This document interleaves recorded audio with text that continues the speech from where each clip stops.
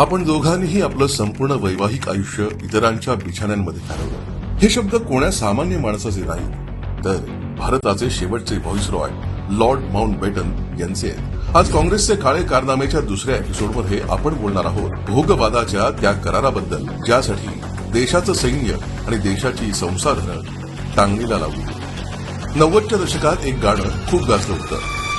हम लाख छुपाए प्यार मगर दुनिया को पता चल जाएगा.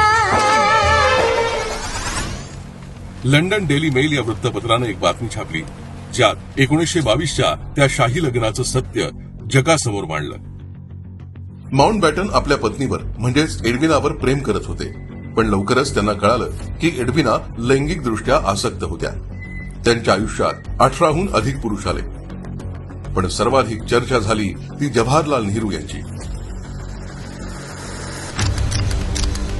मानहानीपासून वाचण्यासाठी माउंटबॅटन यांनी आपल्या पत्नीसोबत ओपन मॅरेजचा करार केला, म्हणजे जगासाठी एकत्र पण बंद दरवाजांमागे स्वतंत्र. या नात्याचा शेवट आणखीनच थक्क करणारा होता. 21 फेब्रुवारी 1960 रोजी जेव्हा एडविना यांचं निधन झालं, तेव्हा त्यांची अखेरची इच्छा होती की त्यांना समुद्रात दफन करण्यात यावं. नेहरूंनी आपल्या प्रेयसीची अखेरची इच्छा पूर्ण करण्यासाठी मर्यादा आणि नियम धाब्यावर बसवले. त्यांनी याकरता भारतीय नौदलाची युद्धनौका INS त्रिशूळ पाठवून दिली. जरा विचार करा, ज्या नौदलानं काम देशाच्या सीमांचं रक्षण करणं होतं, त्याला तत्कालीन पंतप्रधानांनी आपल्या खासगी प्रेमाच्या अंत्यसंस्कारासाठी वापरलं. राष्ट्राचा अभिमान एका वैयक्तिक नात्यासाठी भेट म्हणून दिला.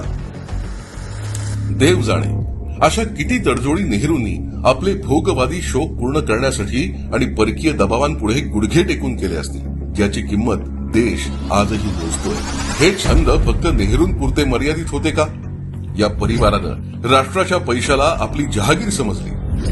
पुढच्या एपिसोडमध्ये आपण पर्दाफाश करणार आहोत नेहरू परिवाराच्या त्या महागड्या सुट्ट्या आणि छंदांना, ज्यासाठी जनतेचा पैसा पाण्यासारखा वापरण्यात आला. काँग्रेसचे काळे कारनामे या सिरीजचे सर्व भाग आवर्जून पहा. अजून बरंच सत्य उघडकीस येणार आहे.